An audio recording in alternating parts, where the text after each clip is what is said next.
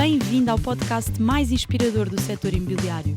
Conhece as histórias e o percurso dos nossos convidados, que todos em comum têm alguma ligação a este mercado. Conversas de um Raio by Bateria, o podcast para além do óbvio. Olá, sejam muito bem-vindos ao episódio número 4 do Conversas de um Raio. Vou já passar a apresentar a nossa próxima convidada, que é muito especial. Tem esta carinha de miúda, mas é uma guru de fiscalidade no investimento imobiliário. É casada, mãe de 2 filhas, mestre em Contabilidade e Finanças pela Universidade de Coimbra. Trabalhou durante vários anos para uma das maiores empresas mundiais de cibersegurança, mas nos 2 últimos anos mudou completamente a sua vida. Abriu a sua própria empresa de consultoria fiscal e imobiliária e alcançou uma presença online notável, que a levou também ao lançamento de programas online como o Imotax. Para além de tudo isto, ainda é investidora imobiliária e só tem 35 anos. Luísa Sequeira, muito bem-vinda. Olá. Obrigada por teres aceito o convite. Esta descrição está certa? É verdade, sim. Tá. Eu fiquei já corada com a primeira parte, obrigada. Foi aqui logo uma boa entrada e uma boa Então, apresentação. mas é tudo verdade, mas é é tudo verdade. Sim. Olha, Luísa, normalmente eu começo um bocadinho a perguntar às pessoas de onde é que vêm, onde é que estão, onde é que querem ir, mas antes eu queria te dizer que, se a memória não me falha, eu lembro-me de estar a ver coisas tuas na internet, não sei se foi o curso, porque o Francisco comprou o teu ele curso, disse-me. ou se foram lives, mas eu acho que tenho ideia, tu estares com o bebê ao colo. Sim. Como é que foram Foi. esses tempos? Tipo... Olha, quando eu comecei, a Manuela já tinha nascido, a minha primeira filha, e eu estava a trabalhar, aproveitei a licença dela para começar a lançar o projeto e a desenhá-lo. E tudo isto começou numa fase Covid, em que eu fui para Cambridge com o António, com o meu marido. Na altura ele estava a fazer o estágio para concluir a parte académica dele da cardiologia. Fazia parte do programa. Nós éramos inicialmente para ir 6 meses, depois de Covid reduzimos para 3, e aquela experiência fora de 3 meses, eu tinha muito tempo livre e muito tempo para pensar naquilo que eu queria fazer. Já estávamos a planear ter um filho, supostamente íamos casar nesse ano, tivemos que adiar, e tudo isso nos objetivos meus pessoais e profissionais começou a fazer-me pensar como é que eu queria reestruturar as coisas. E nesse período eu tive esse tempo a pensar e percebi que não queria voltar para Portugal a trabalhar no mesmo sítio, a ter que alterar algumas coisas. Quando volto de Cambridge já estava grávida da Manuela, e então toda aquela ideia... Já voltas grávida? Está grávida. Tu és rápida a implementar. Normalmente... Pensas e fazes. Tenho sempre aqui um plano, mas normalmente não dá para perder muito tempo. Exato. E então aconteceu, quando voltámos já estava grávida, e aquilo, a ideia na minha cabeça começou a ter que descolar mais rápido do que aquilo que eu estava a planear. Depois também tive que ficar de baixa logo muito cedo. Só uma pergunta, então isso para ti estava associado a teres um filho, ou seja, tu criares o teu próprio negócio? Eu sempre quis, qual é no que foi fundo. o mote? No fundo eu sempre quis ter algo mais para meu. Não é que a empresa onde eu estava a trabalhar, eu não sentisse isso, porque as pessoas que me deram a oportunidade de trabalhar naquele negócio, eu construí o negócio com eles. Quando eu entrei, a empresa tinha 6 meses de atividade, 1 ano talvez. E eu estava acabadinha de sair da faculdade, não sabia nada, e aquilo foi uma startup tecnológica que vinha também da Universidade de Coimbra, na qual os 3 sócios na altura da área de informática precisavam de pessoas das outras áreas, portanto, recursos humanos, financeira, e eles deram uma oportunidade de construir com eles essa empresa.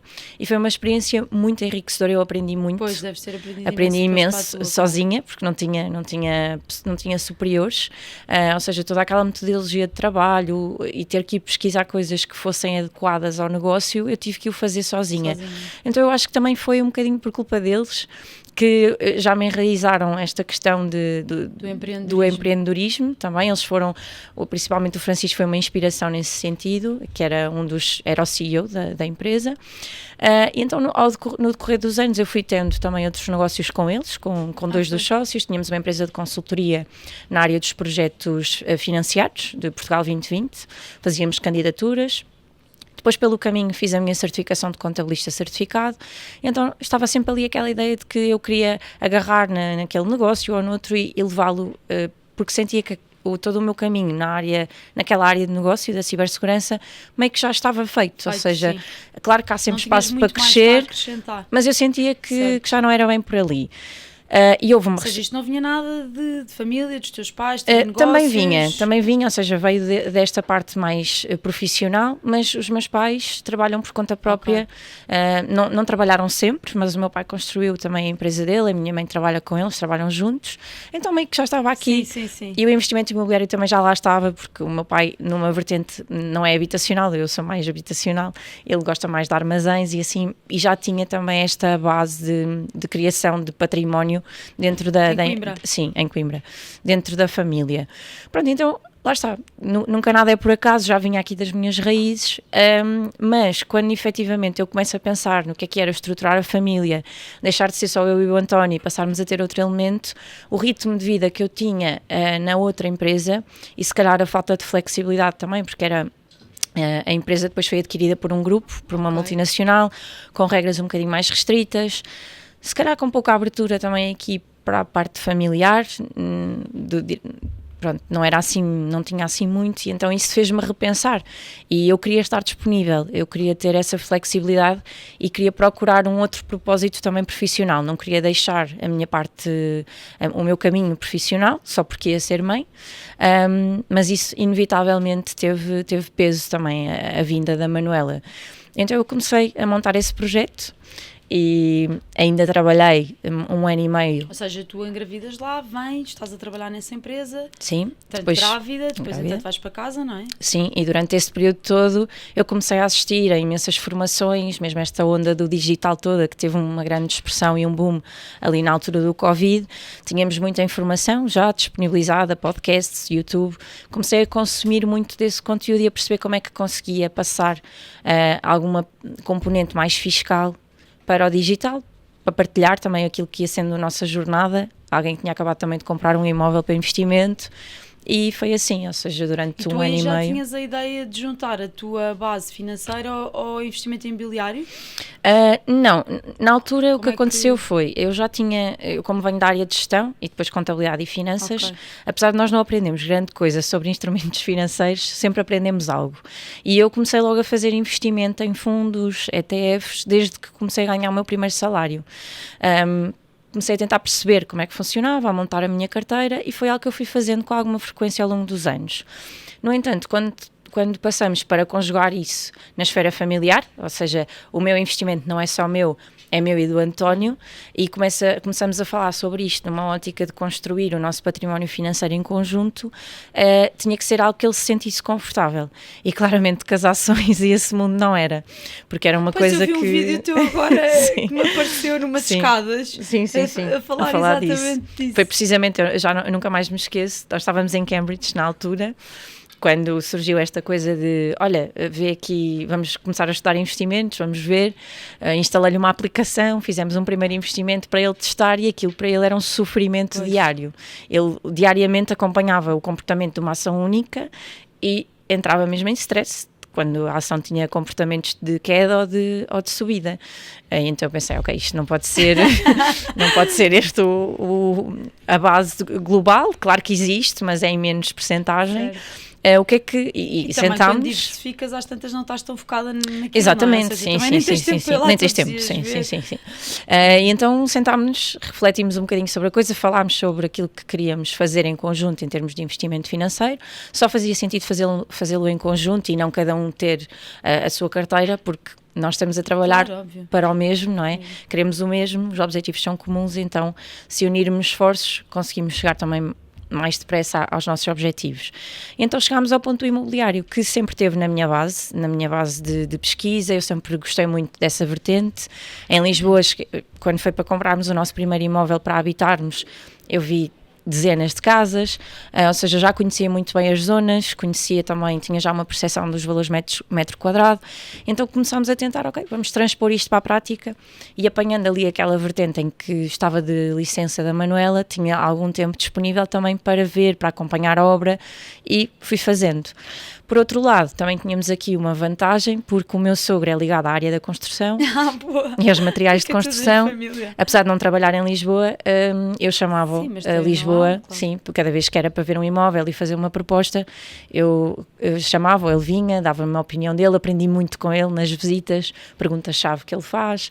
Comecei a ganhar ali uma pós-graduação express com alguém que conhece, e ouvi muito do que ele perguntava às pessoas que estavam a mostrar os imóveis, fui anotando, e então quando ia também já ia com outro conforto. Com o trabalho de casa. Então, olha, mas assim. vamos andar um bocadinho para trás, que agora tipo, já andámos muito para a frente. Queria-te perguntar um bocadinho quais é que são as tuas raízes, tipo um bocadinho, lá está, aquela pergunta de onde é que vens, onde é que estás e para onde é que queres ir.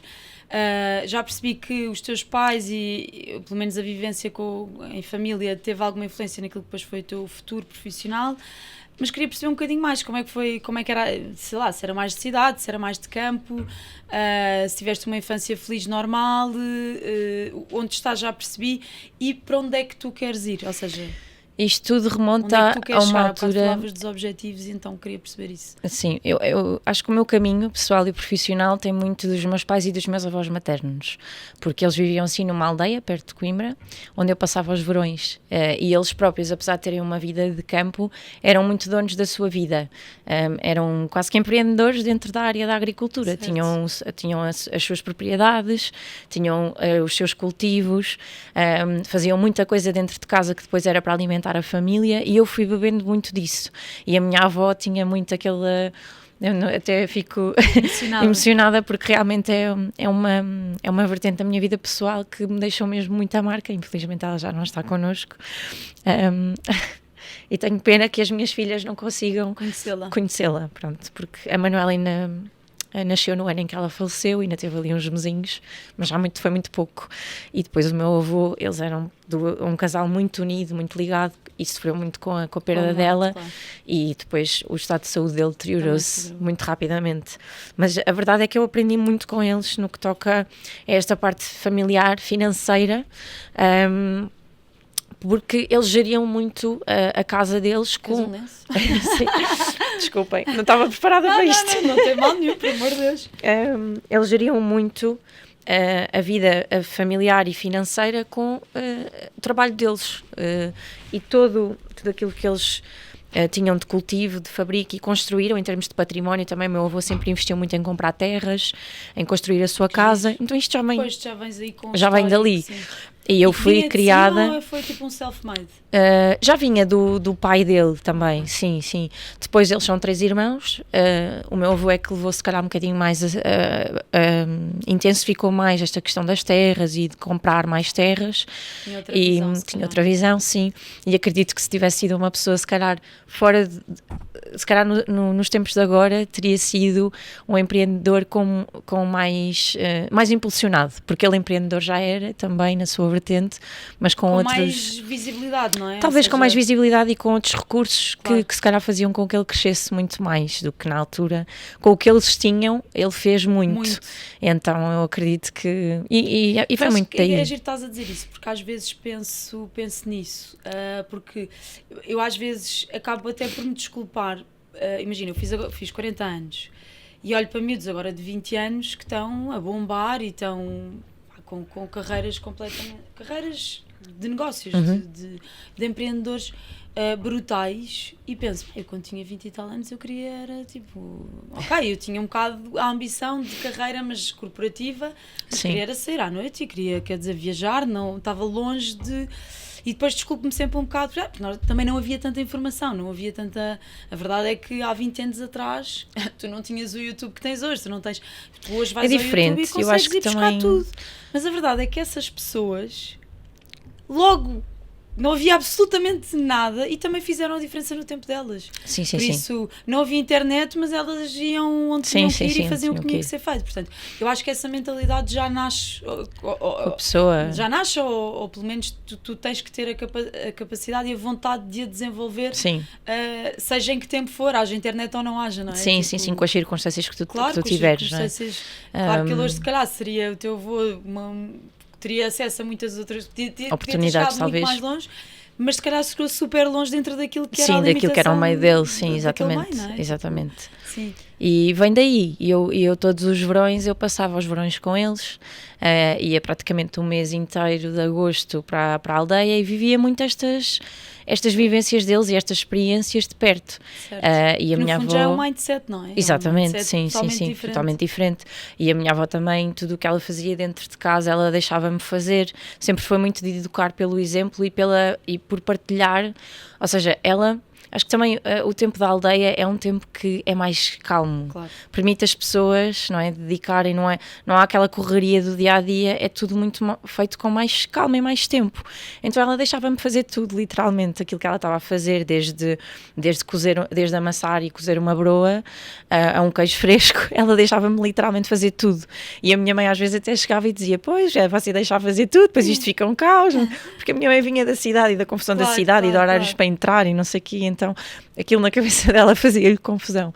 Mas a verdade é que eu... agora vai fazer com as tuas filhas. Que faz com as minhas filhas e que é tudo muito mais tranquilo. E estou eu... E que tu farás como fosse avó, ou seja, né? São tempos diferentes. Sim, mas esta experiência de infantil, sem dúvida que me moldou muito enquanto pessoa e enquanto a minha vontade sempre de querer mais e de fazer melhor, vem muito deles. E depois também dos meus pais, que também beberam muito desta educação, dos meus avós, porque tanto o meu pai... Pelos pais, agora vais... Tanto o meu pai como a minha mãe sempre tiveram muita presença em casa dos meus avós maternos, os dois, enquanto família, porque a minha mãe era filha única, então o meu pai tinha mais 2 irmãos, então era também mais fácil ir para a casa dos meus avós maternos, onde só havia uma filha, tudo o que era Natais, Páscoas, acabava por ser ali, e então eles próprios também têm na sua formação pessoal, profissional, vem algo dali, dos ensinamentos daquela geração que já vem mais de trás. Boa. Pronto, então tu, fizeste esta foi a tua infância. Depois cresci em Coimbra. Claro. Sim. Não referi isso, cresci em Coimbra, estudei sempre lá, mesmo tudo o que foi percurso universitário foi feito em Coimbra. Quando acabei a licenciatura já tinha a vontade de querer começar a trabalhar, porque sentia que a faculdade me tinha dado muito pouco prática e muita teoria, e então eu queria fazer o mestrado já com uma visão mais real de negócio. E então entrei para a startup na altura, com a licenciatura, e comecei a fazer o mestrado pós-laboral. E para mim foi uma decisão importante e que eu depois consegui ver na prática, porque todos os trabalhos que eu fazia já no âmbito do mestrado eu conseguia fazê-los com uma atividade de uma empresa real e não estar a trabalhar em casos fictícios ou teoria, e isso ajudou-me muito também a ter clareza de um negócio, a aplicar muitas coisas do mestrado já na componente prática, e sem dúvida que isso me ajudou imenso depois no desenvolvimento da carreira profissional. E acabei sempre por ficar ali porque também tive a minha oportunidade de desenvolver coisas que eu ia aprendendo, ideias que eu trazia novas, era muito grande, eu tinha espaço para isso. E sentia que se calhar numa outra empresa, muitos colegas meus seguiram o caminho tradicional de quem sai de gestão, que era vir para as consultoras, para Lisboa. Eu tinha a vontade de vir para Lisboa também, mas ao mesmo tempo não queria deixar este trabalho que me estava a dar muitas oportunidades, e sentia que se calhar nas consultoras ia ter pouco espaço para ser eu, porque sempre tive esta vontade de deixar o meu cunho em alguma coisa, não sei, talvez. Olha, e tu tens bem definido onde é que queres chegar, ou simplesmente tu tens ambição e vais andando? Eu tenho... acho que deixei de fazer muitos planos fechados, porque sinto que isso às vezes pode ser bloqueador e também motivo de ansiedade. E então, hoje em dia, há uma coisa para mim que está em primeiro lugar. Em primeiro lugar, está muito a par. Estão 2 coisas muito a par, mas há uma que se destaca, que é a família. Claro. E tudo aquilo que eu tiver que deixar de fazer a nível profissional neste momento...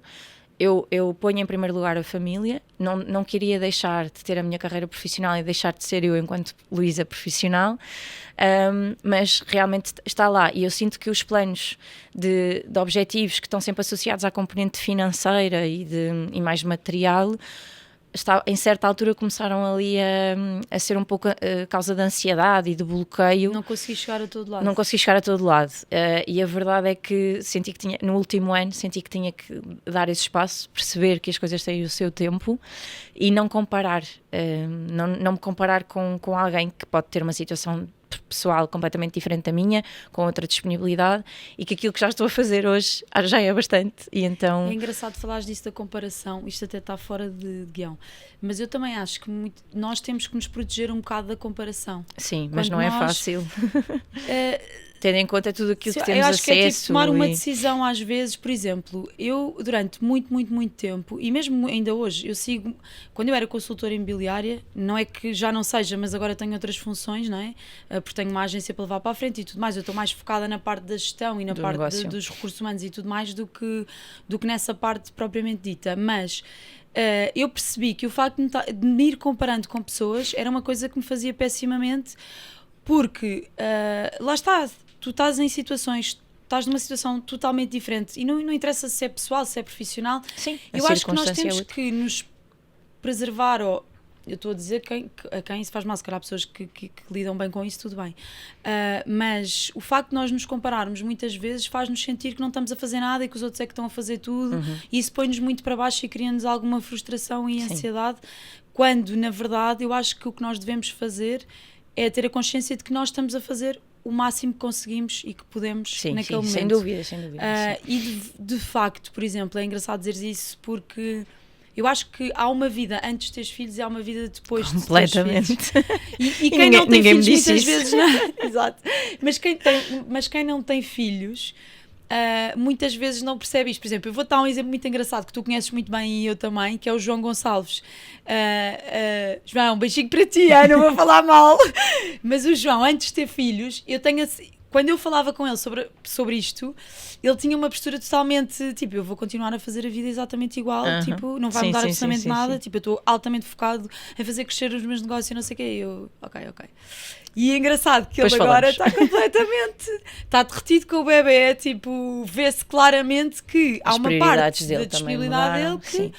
Pronto, e é verdade que... De e ainda bem que é assim. Claro que sim. Seria. Claro, sim, mas as pessoas não têm essa noção. Que se descobre que depois. Por mais que as pessoas te digam ou que te expliquem, só quando tu viveres isso é que vais efetivamente perceber. E de facto a família, e eu aí também falo por mim, obviamente que a família está em primeiro lugar. E eu acho que quanto mais tempo passa, se as tuas filhas agora têm... Uma tem 3 e a outra 1. Pronto. Sim. À medida que o tempo vai passando, nós achamos que essa fase é super exigente, mas à medida que vai passando, começa a haver outros desafios que já não têm a ver tanto com uma parte física, que também, porque nós estamos sempre cansadas, não é? Quem tem negócios e quem tem filhos está sempre cansada, mas tem a ver com desafios de educação, de tipo, é mesmo um grande desafio e esse é o nosso maior papel, não é? Ou seja, sim, e tem que ser, e deve ser, porque... É aquilo que eu costumo dizer, eles não pedem para nascer, portanto nós temos que ter essa responsabilidade e isso para mim também ficou muito claro quando comecei a perceber que havia ali coisas que estavam a interferir na minha parte pessoal.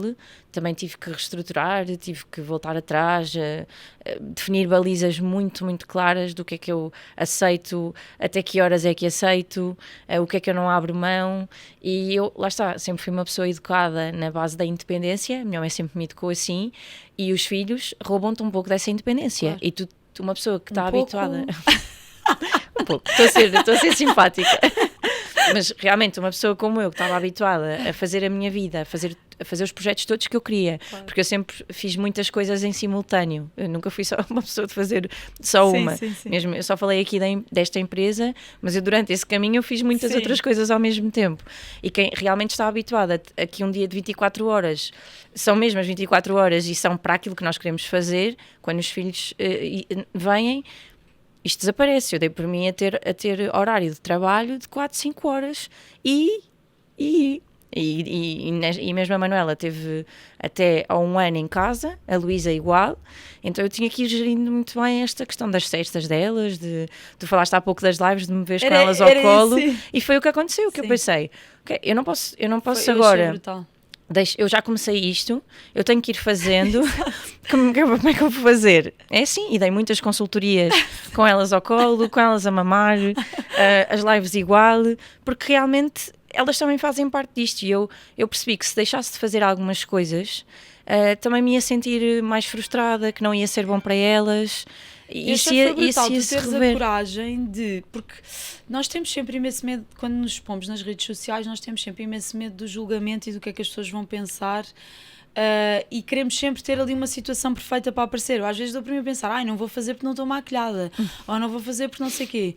E depois nós vemos exemplos desses como tu, não é? Que é para fazer, fazemos, seja como for, mais vale fazer do que não fazer. E a verdade é que tu levaste os teus cursos para a frente, levaste as tuas consultorias e não sei o quê, pronto, e estavas com o bebê ao colo e era o que era, e as pessoas sabiam. E eu acho que no fundo isso até te dá, tipo, passas alguma genuinidade, ou seja... Não, sim, e aconteceu, eu lembro perfeitamente de elas numa fase em que dormiam a sesta ainda bastante, e eu pensar, agora como é que eu vou ter uma agenda se depois eu não sei se isto vai coincidir com os horários. Então eu tentava articular as sessões de consultoria para os horários das cestas delas, e preparava tudo, dava o almoço, metia no marsúpio e estava sentada a fazer, pronto, depois se ela acordasse tirava, dava de mamar, subia à câmara, pronto, assim, foi assim que foi. E é engraçado porque há muitas pessoas, eu quase que já não me lembro disso, porque tem sido tudo tão intenso. Isso marcou-me imenso. Que há coisas que eu já não me lembro, mas há muitas pessoas que me falam disso. Dizem, Luís, eu lembro-me quando tu fazias, a Manuela agora está enorme e não me lembro dela bebê, tu fazes as lives com ela. E eu, pronto, é tipo, olha, é o que temos, bora, vamos fazer, é como dá. E elas nisso, elas são incríveis. Porque a alternativa era não fazer. Exatamente. E se não tivesses feito, se calhar hoje também não estavas onde estás, não é? Sim, e durante mais ou menos 1 ano e meio eu andei assim, a trabalhar para outra empresa, a trabalhar no projeto, com as lives a acontecerem, com elas ao colo. Noutra empresa? Estava, quando tudo começou, e as primeiras lives que eu faço, eu ainda estava noutra empresa. Isso foi em Coimbra ainda? Não, já estava em Lisboa. Eu vim para Lisboa em 2015, 16, porque a empresa veio abrir um escritório em Lisboa, a empresa onde eu estava, e eu vim abrir esse escritório. Começámos a contratar equipa aqui, então eu mudei a minha vida para cá, já em 2015, 16, por aí. E depois fiquei sempre. O António já estava cá a trabalhar, apesar dele ele não é de Coimbra, mas ele estudou em Coimbra, faculdade, e eu já o conhecia de vista, mas foi em Lisboa que nós nos encontramos, e ele já estava cá a fazer o internato médico e tudo, e foi a partir de 2016. Boa. E acabei por ficar. Então pronto, voltando um bocadinho atrás, a pergunta, onde é que queres chegar?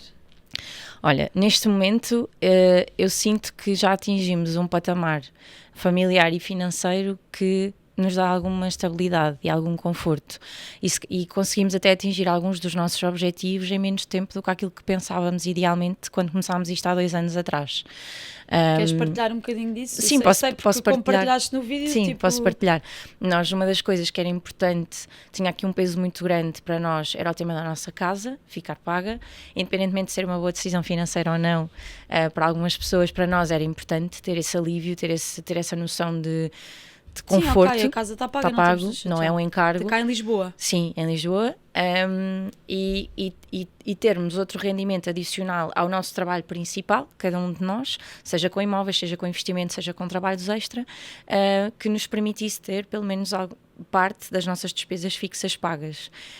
O objetivo era ao parte, neste momento estão pagas com estes extras, e temos a casa paga e temos 2 investimentos imobiliários a decorrer também, e isso dá-nos há dias, no final do ano, que eu estava numa fase assim a sentir-me bastante cansada e a pensar como é que ia ser este próximo ano, lembro-me de parar com o António e dizer, nós andamos a esquecer-nos de fazer uma coisa, que é celebrar. E isso é muito importante, porque importante. Em dias que estamos muito mais cansados e nos perguntamos o porquê de tudo, para quê? Vamos a correr... Não vou chorar. Vamos a correr para onde? É esta coisa. É verdade, é verdade. A questão de vou correr para onde? Todos os dias corro para onde? Exatamente. E lembro-me de ter esta conversa na altura do Natal, estávamos a vir de casa dos meus sogros, lá de cima, na viagem para Lisboa, e elas vinham a dormir, que deu tempo para falar, que é uma coisa também é raro. E lembro-me de estar a dizer isto, nós estamos a esquecer de celebrar. E isso é extremamente importante para nós conseguirmos perceber as conquistas que estamos a ter. E se nós refletirmos naquilo que conseguimos nestes 2 últimos anos, é muito mais porque nós tínhamos projetado isto para 5. E foi antecipado em 2. Então isso permitiu aliviar um pouco o stress e a pressão. E foste celebrar ou não? E fomos celebrar, sim. E temos mais uma celebração para fazer agora, que ontem escriturámos um imóvel para venda que já andava... Já vais contar. Que andava a dar muito Sim. muito problema. Sim. E realmente é isto, a importância de celebrar cada marco. É verdade. Mais do que até... Agora para onde é que eu vou? Certo. Calma, vamos celebrar este? Exatamente. Vamos olhar para aquilo que queríamos fazer. O que é que já está feito? Vamos riscar, porque parece que a lista nunca mais acaba. Sim, e que tem sempre coisas novas. Sim, sempre coisas novas. Sim. Até porque essa celebração... e outra coisa também que me lembrei ontem da live do público, mas a celebração faz-nos sentir realizados. Sim. Ou seja, consegui, e isso empodera-te. Tipo, eu consegui, e se tu não parares para fazer isto, são ali forças e motivações que tu perdes, porque aquilo dá-te a segurança de, se eu já fiz isto, então eu também consigo fazer aquilo. Claro. Nós também temos esse ritual de celebrar numa venda, até numa compra, não é? Tipo, mesmo uma compra também é uma celebração, coisas que acontecem na empresa, nós temos sempre. E também celebro quando me acontece alguma coisa de mau e eu sinto, olha, ainda bem que posso pagar. Okay. Ou seja, sempre que acontece algum... Ontem fiz uma live com o Públio e estávamos a falar, ele estava a perguntar qual era a importância dos bens materiais. E uma das coisas que eu falei foi... Quando nos acontece alguma coisa, tipo um pneu furou-se, ou é preciso pagar qualquer coisa, uma despesa que não estava programada, e que tu sabes que há pessoas que se calhar estão ali a contar os tostões ao fim do mês, e se acontece alguma coisa fora do que está planeado, não têm um desespero, o filho precisa de ir fazer uma visita de estudo, não, sei lá. E quando nos acontece alguma coisa de mau, o meu primeiro pensamento é: não há problema nenhum, eu tenho, não há problema nenhum. Ainda bem que eu tenho. E tento também transmitir isto, sei lá, a minha mãe, por exemplo, que é uma pessoa mais negativa, não sei o quê, ainda bem que podes pagar, ainda bem. É engraçado que estás a dizer isso, é um pouco o que eu tento fazer também com o António. Que é mais... talvez também se calhar... que isto aconteceu. Sim, ele é uma pessoa bastante calma, mas realmente quando ele tem uma relação com ele trabalha muitas horas, então todo o esforço dele, não é? Qualquer coisa que seja fora do gasto esperado, aquilo para ele tem um peso. E para mim também já teve, atenção. Hoje em dia eu sou um bocadinho mais assim, que é, olha, vamos olhar pelo ponto positivo. Temos disponibilidade para pagar isto. Podia ter sido bem pior. O que seria se não tivesses, não é? Pronto. Como é que ficavas se não tivesses? Mas isso que estás a falar de celebrar também pequenas coisas que não correm tão bem, também é importante, porque realmente nós... Dá-te uma... acabamos de ter esse privilégio, não é? Há pessoas que não o têm. Pronto. Sim. E esse privilégio que foi conquistado por foi ti. Conquistado pelo teu trabalho. Outro exemplo que eu dou é que houve uma altura que o meu filho do meio teve que ser operado. E foi-nos posta ali a situação, ele era operado no privado, ou então se ia para o público, não fazíamos ideia quando é que ele ia ser operado, se calhar tinha que esperar um ano ou não sei o quê. Não é que fosse uma coisa super urgente, mas era uma coisa para ser tratada num momento, não dar assim tanto tempo. E a tranquilidade que é tu simplesmente poderes tomar a decisão sem pensar e sem olhar para trás, não, é óbvio que ele vai ser operado no privado, de imediato. Estas coisas, quando tu tens um filho que precisa de alguma coisa e tu teres a disponibilidade para avançar, isso faz-te sentir que de facto vale a pena, muitas vezes todo o esforço, muitas vezes todos os momentos em que pomos as coisas em causa, ou que nos apetece fugir, não é? Não sei se isso também te acontece. E quando estávamos a falar de objetivos, nós esquecemos muitas vezes que esse também é um objetivo, que é ter a disponibilidade para qualquer eventualidade que surja. Tudo aquilo que eu estou a fazer, eu tenho essa disponibilidade financeira, nós temos essa disponibilidade financeira, e isso normalmente não está nos objetivos das pessoas, não é? É mais eu querer uma casa assim, ou querer um carro assado, não é? E ter esta tranquilidade, realmente não há dinheiro que pague isso. É verdade. E acho que te dá essa perspectiva de que vale a pena, tipo, quando isso acontece faz-te perceber para onde é que estás a andar, para onde é que estás a correr, para onde é que estás a ir, e o conforto que é tu poderes ter essa sorte, sorte que dá-me trabalho. Olha, eu queria que tu me explicasses um bocadinho aqui a criação da FinMed e depois como é que tu desenvolves a parte dos produtos digitais e porque é que desenvolveste os produtos digitais, qual é que foi o teu insight, qual é que foi o teu objetivo? A FinMed, ela surgiu com... O nome até surgiu... tem a sua história, que é FIN de Finanças e MED de Medicina. E na altura... É a vossa empresa. Sim, hoje em dia temos duas, tivemos que separar, sim, por causa de questões fiscais. Nós também temos assim. Mas porquê? Porque quando eu comecei a estudar isto, a verdade é que o nosso caminho, nós às vezes encontramos no decorrer da vida, e isto surgiu muito por causa da fase da vida também profissional que o António estava, e de estudar o que é que seria a vertente fiscal mais interessante para a atividade que ele estava a ter. E eu comecei a aprofundar um bocadinho mais este tópico do IRS, do IRC, das empresas, estudar um pouco mais a componente fiscal. Sempre foi uma coisa que eu gostei, era das minhas disciplinas favoritas da faculdade, e muitas pessoas não entendiam, mas eu sempre gostei de fiscalidade.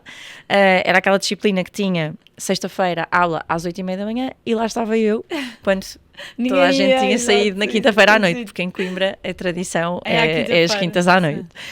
E às vezes, pronto, até com poucas horas de sono lá ia eu, não deixava de sair, também não sou essa pessoa. tive os meus momentos, mas eu ia, porque eu gostava muito do professor e gostava muito daquela matéria. Depois, na empresa, eu ia fazendo mini workshops de IRS para os colaboradores, portanto, sempre teve ali alguma coisa relacionada com isto, eu fui aprendendo também, e quando surge esta fase de transição do António a nível de trabalho, então começámos a estudar aquilo que daria menos carga fiscal, como é que podíamos fazer, ele também estava como trabalhador independente, portanto, tinha ali várias nuances. E comecei a perceber, ao falar também com outros colegas dele, que depois em almoços ou jantares, tínhamos também colegas dele da área da medicina que faziam as mesmas perguntas, eu conseguia explicar aquilo de uma forma até clara, eles percebiam, muitos desconheciam o que é que podiam fazer, e foi quando eu comecei a fazer algumas partilhas a nível de Instagram, da página. Pensei, ok, se isto é útil numa mesa em que estão 10 pessoas, acredito que seja também para mais, então vamos começar a partilhar pequenas dicas que eu fui encontrando e coisas que ia aproveitando para nós, para a nossa situação pessoal e profissional, e ia partilhando. Gostava de partilhar ao princípio ou não? Não, era à vontade, sempre senti, porque quando a pessoa me dizia, mandava uma mensagem só a dizer, Luísa, não fazia a mínima ideia que isto existia, obrigada, já poupei imenso, eu sentia-me bem com aquilo. Estavas a ajudar as pessoas. E pensava, ok, isto tem aqui, está a servir para alguém, pronto. E então foi assim, ou seja, nada a ver com o imobiliário nessa altura, portanto, íamos aqui mais para esta vertente de trabalhadores fiscal, independentes, IRS, sim. Comecei a página assim. Neste percurso foi quando também comprámos o primeiro imóvel, e então lá fui eu pesquisar também sobre as matérias fiscais. Já seguia aqui algumas pessoas do imobiliário, o Ricardo Matos, o próprio João. O Ricardo já tinha muito conteúdo no YouTube, então quando eu fui comprar aquele primeiro imóvel, eu já tinha consumido bastante, mais do ponto de vista daquilo que o Ricardo faz, da análise, de perceber como é que um investimento imobiliário pode ter várias vertentes.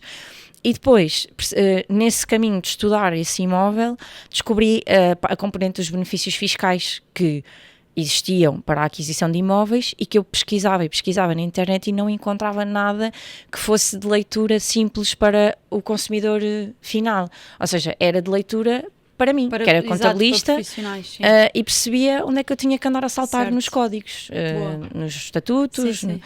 Então mandei uma mensagem ao Ricardo Matos a dizer, olha, eu sou a tua aluna, acompanho os teus cursos, percebi que não existe aqui nada a falar sobre isto, o que é que tu achas de gravarmos podcast? E o Ricardo foi assim, foi super aberto, e disse, vem daí, nunca ouvi falar sobre isso, vem cá. Pronto, e quando sai o podcast dele, eu tive um boom de pessoas a pedir, Luísa, eu preciso falar contigo, eu quero consultoria. E eu pensei, ok, eu descobri...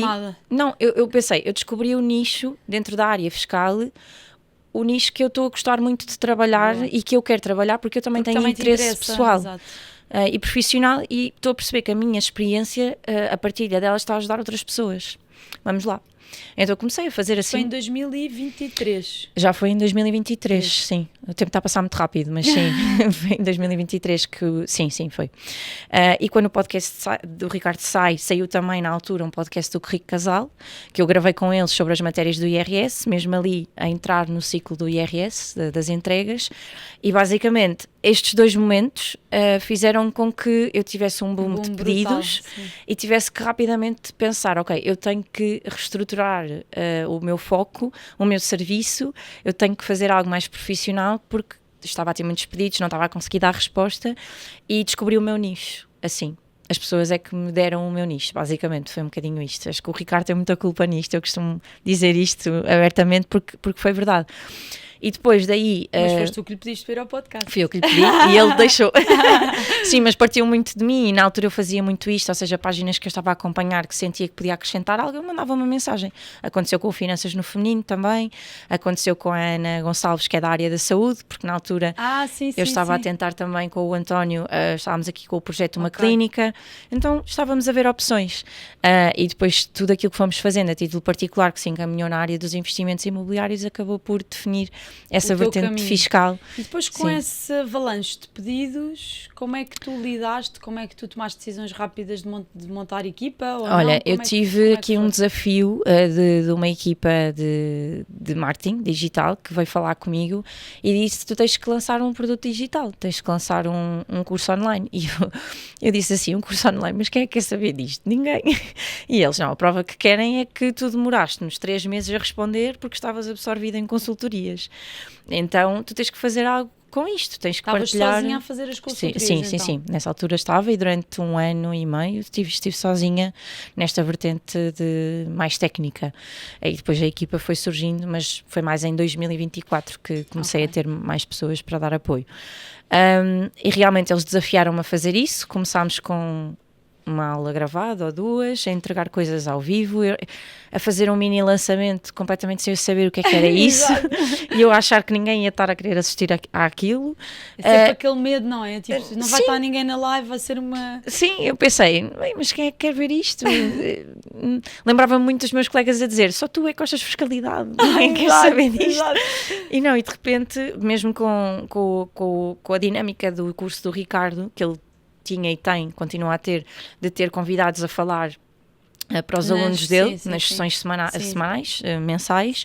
Na altura eu ainda fiz algumas, com a área de fiscalidade, depois tive que deixar porque foi quando a Luísa estava prestes a nascer, mas ainda fiz, ou seja, vieram muitos clientes daí, desse grupo do Ricardo, que depois também começaram a partilhar com outras pessoas e muitas dessas pessoas estavam na minha live a assistir, porque viram qualquer coisa, viram o podcast, queriam saber mais. Então aquilo que eu achava que não ia ter interesse para ninguém, nesse lançamento nós fizemos quase 100 vendas.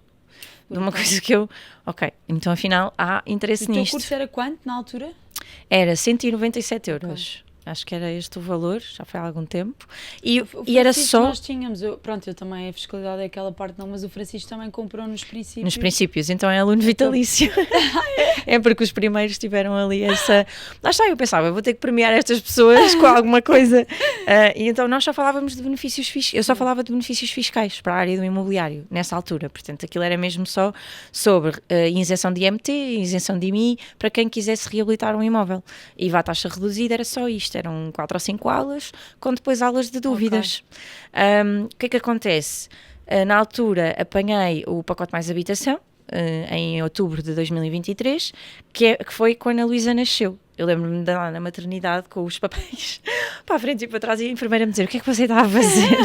E eu estou a ler, estou a estudar, isto acabou de sair, eu estou aqui, eu preciso disto, eu tenho alunos, eles precisam de continuar atualizados, eu vou ter que fazer alguma coisa.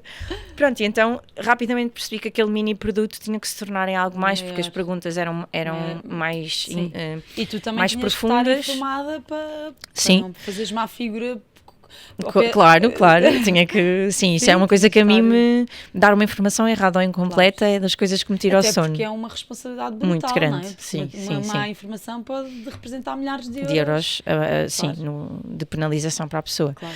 E então, pronto, a Luísa nasceu a 5 de outubro e eu lembro-me que nós começámos logo a planear novo lançamento, 5 de outubro, começámos logo a planear novo lançamento para novembro, dia 23 de novembro, com uma estrutura nova do curso. Foi aí. Pronto, e mesmo o curso inicial eu estava muito pouco gravado, nós tínhamos feito as vendas e eu ia de férias para o Algarve com o António e com a Manuela. E tinhas que gravar. E tinha que gravar, então nas horas da sesta da Manuela eu estava na sala, na biblioteca do hotel, a gravar as aulas, porque aquilo tinha que acontecer. Exato. Pronto, então a verdade é que foi assim, foi um desafio que me puseram, eu aceitei e depois de eu aceitar tinha que acontecer. Quem é que era a empresa que te propôs? Foi a Ocásio, o Gonçalo e o João. Sim, eles são do Porto. Ainda estás com eles sim, a fazer?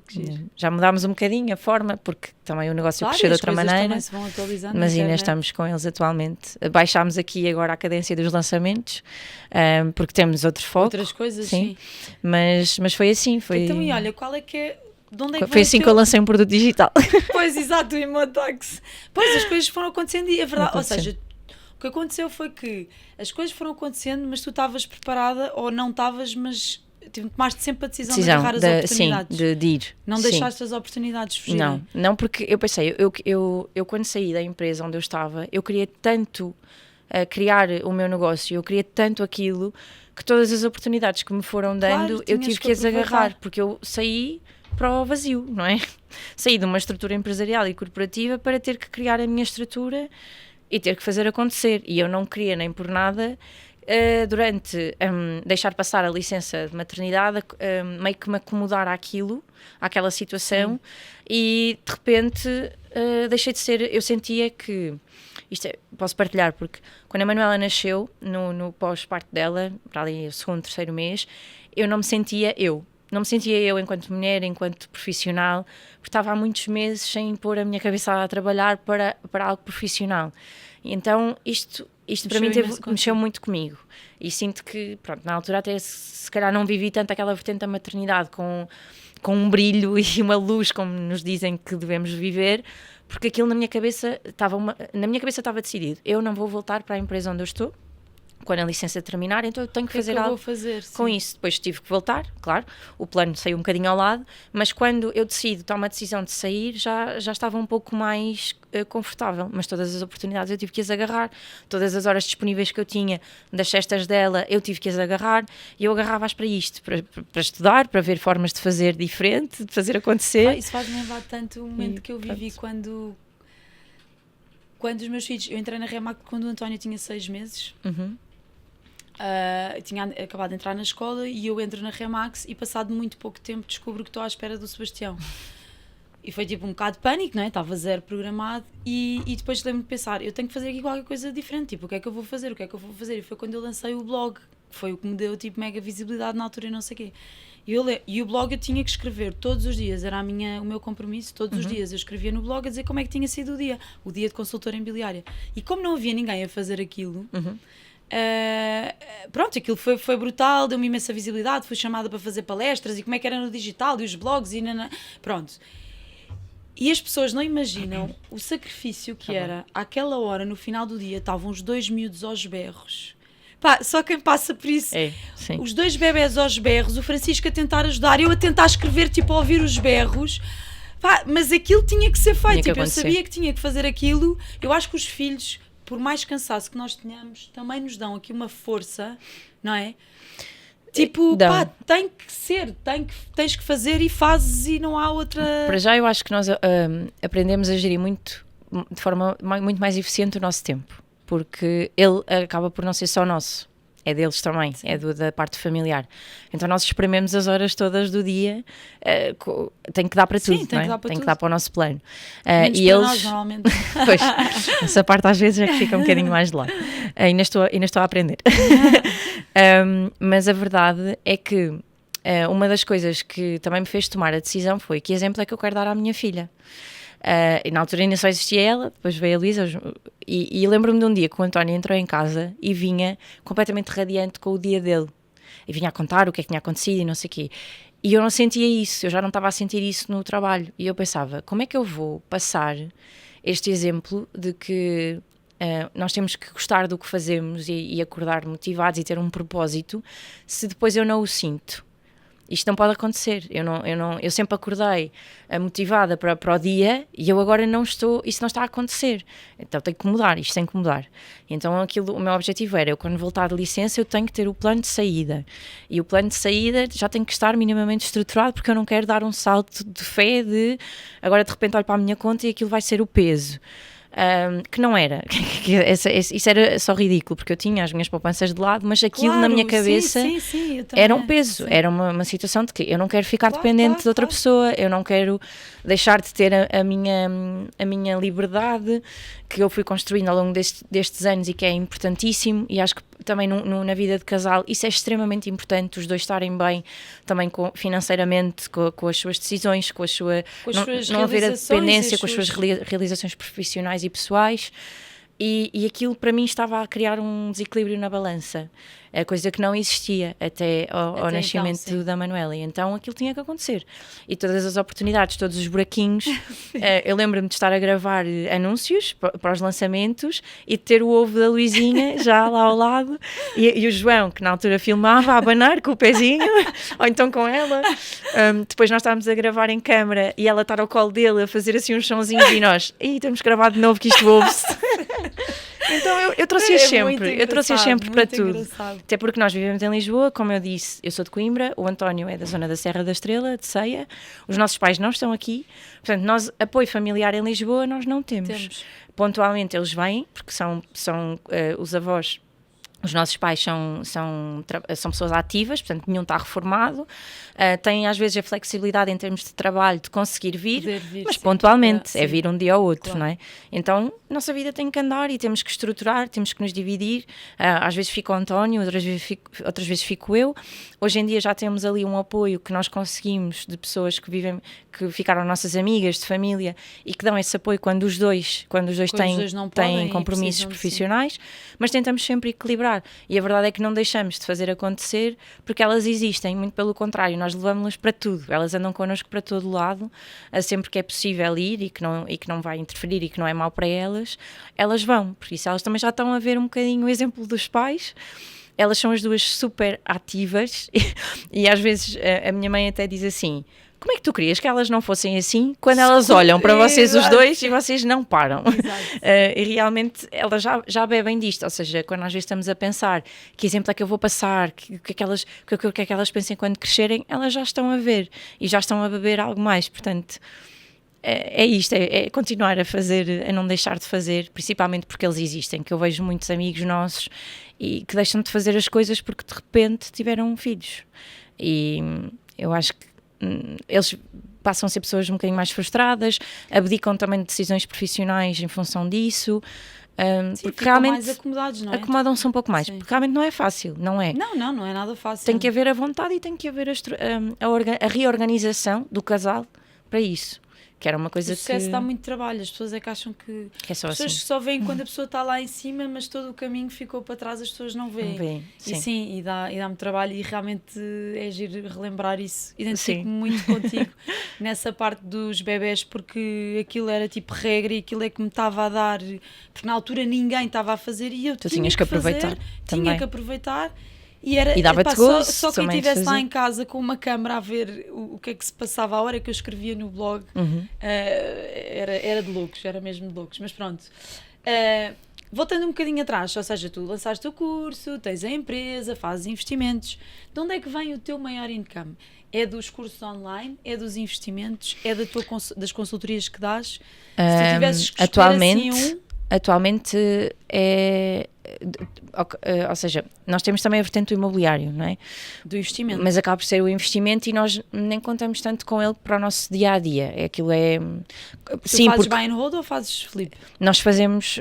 nós quando procuramos um imóvel, até porque eu e o António queremos criar património também para ficar e já temos... com rendimento, ou alojamento local ou renda, mas nós nunca descartamos nenhuma das possibilidades. Principalmente nós investimos em Lisboa e então a qualquer momento o mercado também dita um bocadinho as regras e nós estamos disponíveis para isso.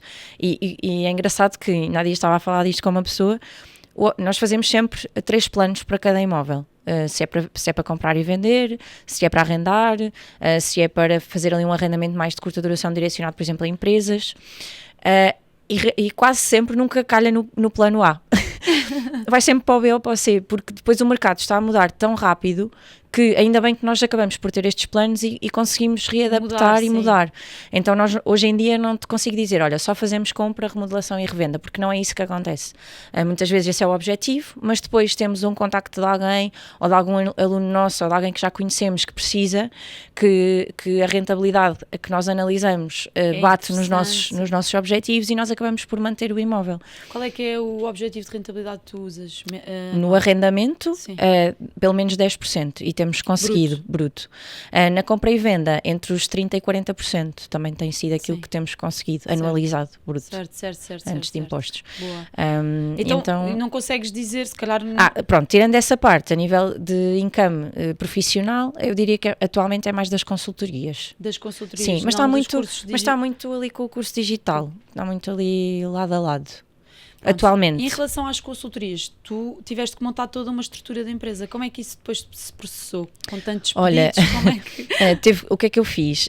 Na altura, há um ano atrás, mais ou menos, ali, deve estar a fazer um ano, abri um processo de recrutamento assim muito informal, Instagram, candidaturas, recebemos milhares de currículos, selecionei alguns, fiz entrevista e selecionei uma pessoa, a Sara, que vive em Aveiro. Portanto, a minha equipa nem sequer está em Lisboa, nós estamos todos descentralizados.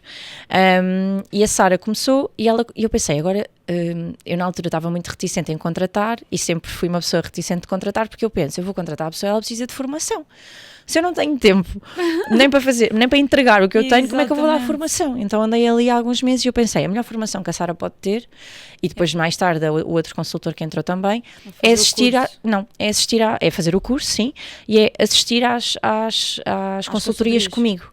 Assistir, tirar notas, preparar as consultorias comigo, porque nós a consultoria funciona assim, a pessoa marca e tem que nos enviar toda a documentação, nós fazemos o pedido consoante as perguntas, envia previamente e a consultoria já é uma entrega, portanto a consultoria não é uma conversa com a pessoa do que é que ela quer, não, ela diz-nos, faz-nos um resumo, primeiro o que é que quer, envia a documentação e vocês na consultoria dão a resposta. Exatamente, nós estudamos o caso da pessoa e na consultoria damos a resposta e claro que depois ela coloca mais dúvidas, coloca outros cenários e depois pode... Estás a falar de consultorias avulso, mas que nessa consultoria, e foi o que eu fui percebendo ao longo do tempo, eu precisei de desenhar um programa de acompanhamento, de assessoria, e é sim, e é nessa fase que estamos agora, a desenhar essa estrutura e fazer esse acompanhamento um bocadinho mais prolongado, porque muitas vezes a pessoa chega ali, tem um plano de ação, nós entregávamos esse plano, explicávamos tudo e depois não sabíamos se a pessoa tinha conseguido implementar, em que fase é que ela estava, então agora estamos a desenhar esta estrutura de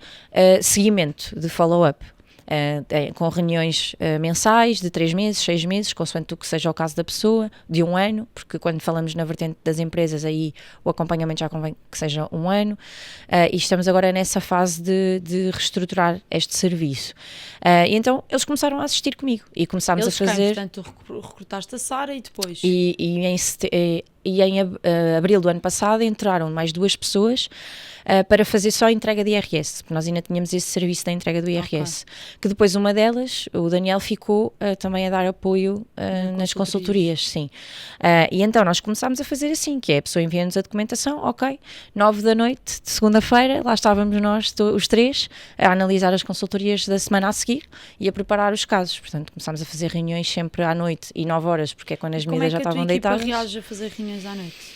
Olha, eles reagem, eu acho que também tive sorte nas pessoas que consegui captar, porque realmente elas são muito disponíveis e percebem que elas acabam por se adaptar àquilo que é os horários que eu também tenho e entendem isso.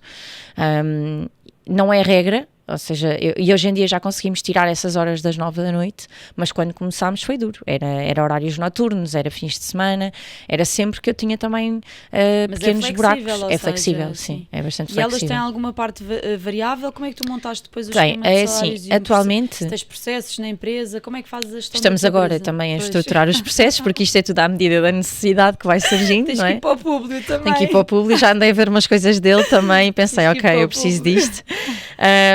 Preciso de levar na cabeça do público porque ele é muito straight to the point e tem que ser, porque com falinhas mansas nós não vamos lá, mas estamos agora a passar por isso e acabei por fazer aqui uma remuneração muito variável em função daquilo que eles entregam, ou seja, eles têm uma componente fixa, porque há trabalho fixo que eles fazem e depois recebem em função das consultorias que eles entregam, porque hoje em dia eles já entregam consultorias sozinhos.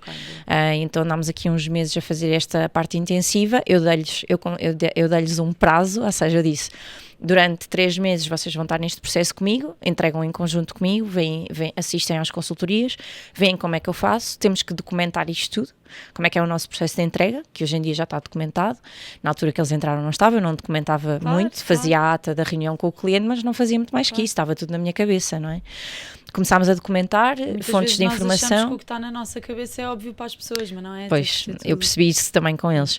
Começámos a documentar, começámos a criar uma base de dados de onde é que consultamos as coisas, quais é que são os artigos da legislação, onde é que nos baseamos, estruturámos a reunião de consultoria com os pontos-chave e aquilo que dizemos a um cliente hoje A é o que dizemos ao B, porque tem uma estrutura, tem um guião, e eles hoje em dia já entregam isso sozinhos, portanto eles estão completamente autónomos, gerem a agenda deles. Ou são pessoas mais velhas? Não, o Daniel é da minha idade, a Sara é mais nova, tem 22, 23, espero não estar a dizer nada de errado, mas é uma pessoa que está muito, eu olho para a Sara e revejo-me muito naquilo, quando eu tinha a idade dela de eu quero muito fazer isto, e a Sara também está a começar a investir em imobiliário, aquilo que falavas, eles estão cada vez mais cedo a fazer este percurso, e é uma inspiração também, porque ela trabalha noutro sítio, ela trabalha numa agência imobiliária, faz investimento, está a trabalhar comigo, gera o horário dela, pronto, em função disso, e ela é sempre está sempre constantemente motivada e disponível e gere, portanto, aquilo que eu digo, olha, nós aqui os horários são flexíveis, vocês gerem mesmo o vosso calendário, mesmo o calendário de consultorias não sou eu que eu faço, eles é que entram e definem os horários, se eles querem trabalhar ao fim de semana, é um tema deles. Se eles querem trabalhar à noite e ter aquele horário disponível para as pessoas que por vezes querem, que é a partir das 6, não é? Eu não faço, para mim não faço porque atualmente não o posso fazer, não o quero fazer porque vai impactar a minha vida pessoal, e é o que eu lhes digo, não é porque eu não faço que vocês não podem fazer, se isso é o que vos dá jeito e percebem que isso é uma necessidade também dos nossos clientes, ok, podem marcar. Agora, enviarem e-mails à noite, não mandam, agendam para de manhã, que é o que eu faço também, mas eles trabalham no horário que eles entendem que têm que trabalhar. Desde que apareça feito, para mim está tudo bem. Também foi assim que me ensinaram na empresa onde eu estava. Trabalhas em função dos teus horários, desde que apareça feito com qualidade e nos prazos que é pretendido, está tudo bem. E é isso que eu também lhes passo a eles, porque percebo que é assim que tem que funcionar, tendo em conta também a vida que eles têm, paralela aqui à equipa FinMed.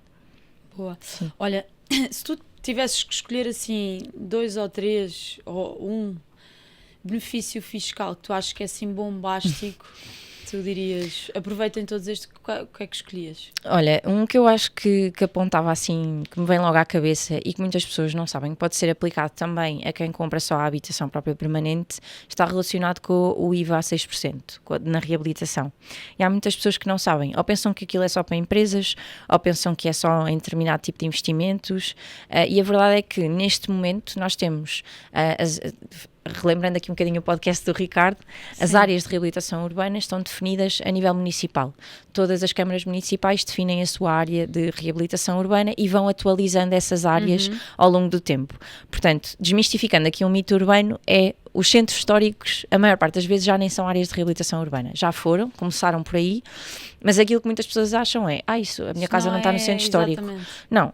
Isso já não é assim, portanto consultem, a dica que eu dou é logo irem ao site da Câmara Municipal do município onde estão a adquirir o imóvel e consultem atualmente as áreas porque elas estão a aumentar.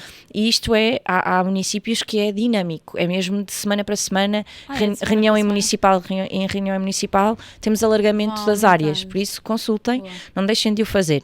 Se estiver numa zona destas, vocês ao fazerem uma reabilitação, é uma reabilitação e não uma nova construção, porque para a nova construção isto não está disponível, sim. Elas podem, na empreitada, ter acesso aos 6% de IVA, que é muito diferente de 23%. Na empreitada e nos materiais, não é? Sim, nesse caso é materiais e mão de obra. Portanto, se adjudicarem isto em contratos de empreitada ou subcontratos de empreitada, os 6% têm que ser aplicados.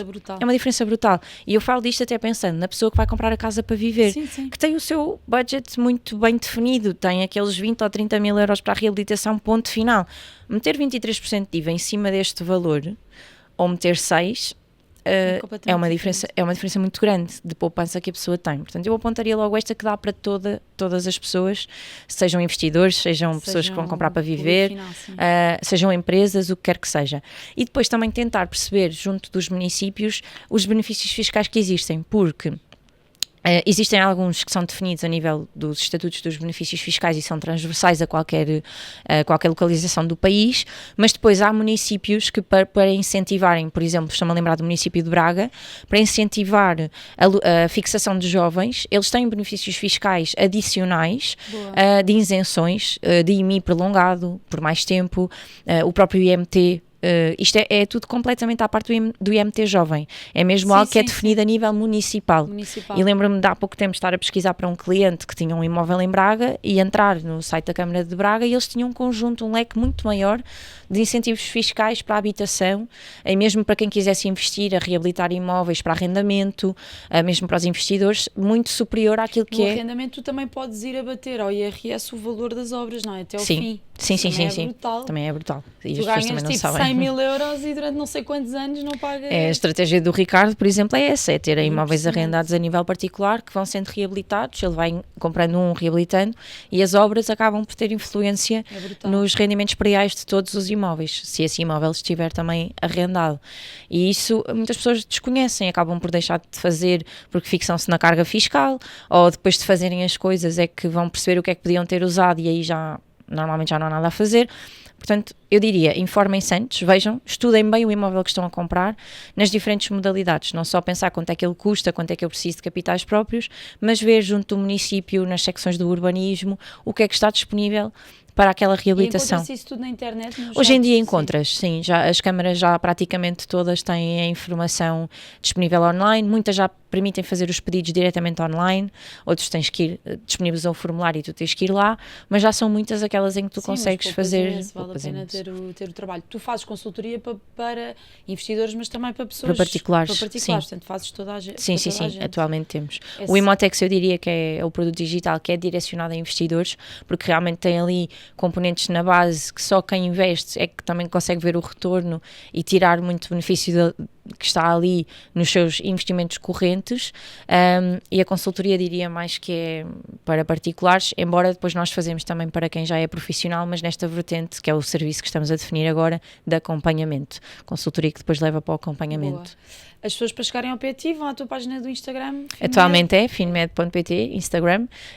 Em breve teremos site, também estamos agora a trabalhar nisso, mas através do Instagram tem o link da consultoria. Sim. Olha, Luísa, estamos mesmo a acabar, tipo, isto passa sempre a correr, sobretudo quando a conversa está boa. Para terminar, eu gostava de perguntar assim um bocadinho mais sobre se tu tens algumas rotinas daquelas tipo das pessoas bem-sucedidas, de alta performance, ou de meditação, ou de alimentação. Acredito que filhas pequenas não deves ter tempo para nada disto, mas e também perguntar um bocadinho qual é que é a tua relação com Deus. Queria meditação, mais este lado mais espiritual. Meditação era uma coisa que eu gostava de fazer, mas sinto sempre que perda de tempo. Que seca. Exato, isso é igual. Sabes porquê? Eu já tentei, só que a minha cabeça começa logo a pensar, então não dá. Eu dou muito, hoje em dia, eu dou privilégio a uma coisa que é acordar cedo e ter ali um espaço da manhã em que eu consigo estar a organizar o dia e a semana, ok? Ver o que é que eu tenho para fazer, reestruturar, sem pegar no telefone, só beber o meu café e a fazer esta organização. Mas acordas antes de toda a gente? Não, quem acorda mais cedo é o António. Nós sempre acordámos cedo. Porquê? Porque nós temos uma rotina de treino. Nós treinamos diariamente e sempre treinámos de manhã. Sempre, antes do dia começar, acordar às 7 e começar a treinar aí 7h15, 7h30 e fazíamos sempre ali uma hora. Estão a dormir. Com as miúdas tivemos que, o relógio começou a andar mais cedo, portanto hoje em dia o António acorda às 6h30, eu também acordo mais ou menos por volta dessa hora e normalmente consigo treinar, normalmente ele treina sempre, ele treina diariamente logo a essa hora. Eu, dependendo delas acordarem ou não, preparar para a escola, só consigo treinar depois de as deixar na escola.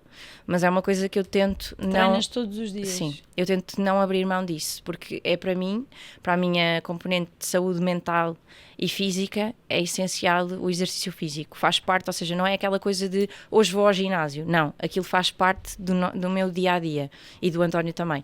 O António sempre foi, já tinha isto muito... Sempre tivemos os dois, mas ele era muito mais disciplinado do que eu, embora quando começámos a treinar os dois, isso também veio, não é? Eu ia muito com ele, então isso já ficava feito. Vocês treinam em casa?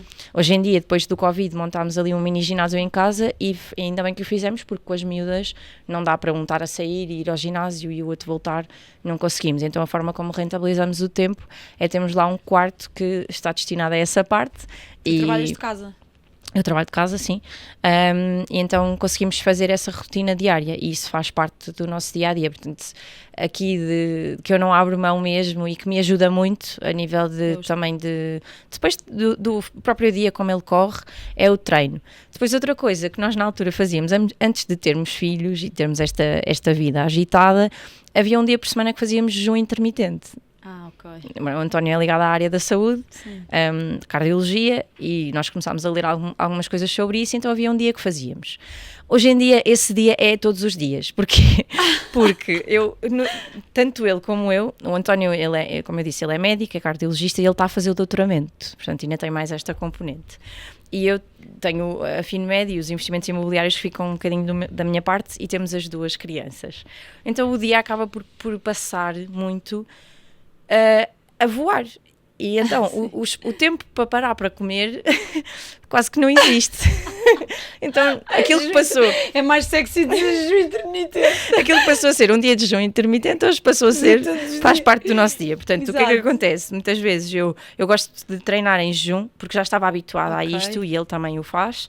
E então a primeira refeição do dia, depois com o andar do dia, muitas vezes é o pequeno almoço ou o almoço. Um pequeno almoço já mais tardio, que já é almoço, e depois só janto. E ele mas igual. Estás aqui sem comer nada ainda? É, sim. Ai, meu Deus. Mas és muito produtiva do cérebro. Não, mas olha que foi uma coisa que eu comecei a notar muita diferença. A nível de foco e de atenção. Ficas melhor? Fico melhor. Sim, os primeiros, sou muito sincera nisto, e as pessoas com quem falo que fazem o mesmo também dizem exatamente aquilo que foi a nossa experiência, que é o início era muito, muito doloroso e estavas com aquela ideia sempre a pensar, já passou a hora para comer e tudo mais. Já sai da cama para ir comer o pequeno almoço. Mas lá está, nós como temos esta rotina de treino que já está estabelecida, eu não consigo comer, porque senão depois eu não consigo treinar. E então foi um bocadinho, já vinha de hábitos anteriores. Com as crianças intensificou-se. Então aquilo que passou de um dia, agora é semanal, e agora este fim de semana passado nós estivemos nos Açores, o António teve lá um congresso e nós estivemos nos Açores e tínhamos mais tempo. Então fazíamos as refeições todas, porque era almoço, almoço e jantar. E comentámos que do almoço para o jantar, a sensação que tínhamos é que tínhamos acabado de sair de um casamento, que era, tínhamos comido imenso. Como agora já estamos habituados só a fazer 2 refeições, nos dias em que fazemos 3, aquilo é... Já estamos a rebolar. E só comemos peixe grelhado, pronto. É isso. Então, olha, isso é tipo o meu sonho. Nossos hábitos, também comemos, também fazemos os nossos excessos e tal. Sexta-feira para ir ao cozido, sabes? Tipo, esquece, estou a fazer dieta agora e estou a sofrer. Também fazemos isso, mas olha, pronto. Os nossos hábitos são esses, não há aqui nenhuma ciência. Só não tocaste no ponto da relação com Deus. Da relação com Deus. Nós somos católicos, não muito praticantes atualmente, mas acreditamos muito e na parte do António não posso falar, mas da minha parte a fé e a parte da religião vem muito da minha avó materna também. Ela acabou por me passar estes ensinamentos, eu fiz catequese, crisma, esse percurso todo, mas sinto que não foi nesse percurso que eu baseio essa ligação, mas sim naquilo que foi a vivência da minha avó, e não só naquelas coisas de dizer tens que ir à missa, tens que rezar, não. Na forma como ela fazia o dia-a-dia dela, a relação com os outros, a relação com questões de saúde que ela teve também, passou por 2 cancros de mama, passou por algumas dificuldades a nível de saúde, e a relação que ela estabelecia, a relação que ela tinha com a parte cristã, e que sempre lhe deu aquela força, era aí que ela encontrava a sua força, era depois na parte da fé. E em vários momentos que eu tenho passado ao longo da minha vida, pessoal e mesmo profissional, eu sinto que vou sempre beber um bocadinho a como é que a minha avó reagiria nesta parte e onde é que ela ia buscar a força dela. E efetivamente era a crença dela em que existe algo, a fé, que existe algo que nos acaba por proteger. E sou-te muito sincera, eu hoje em dia, eu sinto que ela é o nosso anjo da guarda em tudo o que tem acontecido. E lá estou eu outra vez Espetacular. a acabar como comecei. Olha, é uma ótima maneira de fechar, Luísa, foi espetacular, muito obrigada, eu fiquei emocionada agora. Acho que estás de parabéns pelo percurso que fizeste. Obrigada. Tenho a certeza que ainda toda a gente vai ouvir falar muito de ti, que ainda tens um longo percurso pela frente, mas acho que estás de parabéns. Queria agradecer por teres vindo. Obrigada eu pelo acho convite. que as pessoas vão gostar bastante de conhecer um bocadinho melhor, não é? Porque não sei se já te abriste assim tanto. Não. Todas as conversas e lives e tudo é sempre à volta da parte muito profissional. Técnico, E então nunca falei eu acho assim que é destas interessante coisas. também perceber qual é que é o mindset e o que é que levou as pessoas a determinado ponto profissional, não é? Porque há sempre uma história por trás e isso é que eu acho engraçado. Vou-vos sugerir que pesquisem pela FinMed e que sigam a Luísa, ela tem sempre dicas super interessantes, para além da pessoa super interessante que puderam ver que é. Não se esqueçam também de subscrever aqui o nosso canal, de comentarem o podcast se gostaram e o que é que acharam da Luísa, e até ao próximo episódio. Eu vou só deixar-te um presente. Ai, obrigada. Que, como hora faz sol, hora faz chuva, Uau, portanto vamos dar um guarda-chuva obrigada. da bateria. E super giro, com Espero uma que cor gostes. muito... Exato, muito... são as nossas cores. Sim, obrigada. Um boné, Uau, ai, enquanto que está giro. sol, Eu estava a precisar de renovar o meu. uma t-shirt Uau. e um porta-chaves e a tua caneca também. Era Obrigada. Olha, muito Obrigada, giro. Muito Luísa. obrigada, Rita. Foi uma conversa Beijinhos. muito boa de ter. Nunca Foi tinha ótimo. falado assim destas coisas e também me obrigou a pensar um bocadinho nesta... Boa. Lá está, o parar para pensar de onde é que isto tudo vem. É E verdade. consegui também fazê-lo um pouco aqui. E este Obrigada. até vais assim mais Vou, pensar na tua avó, se calhar. sim, eu penso muito nela. Em muitos dias. Boa, E a minha mãe também. claro. Sim. Boa. Obrigada. Obrigada, beijinhos. Obrigada por teres assistido a este episódio do Conversas de um Raio. Espero que tenha sido útil e inspirador para o teu percurso. Se gostaste, não te esqueças de seguir o podcast na tua plataforma preferida e ativar as notificações clicando na campainha. Aproveita também para deixar uma avaliação de 5 estrelas ou um comentário. Isso ajuda-nos a crescer e trazer-te ainda mais conteúdo de qualidade. Até ao próximo episódio!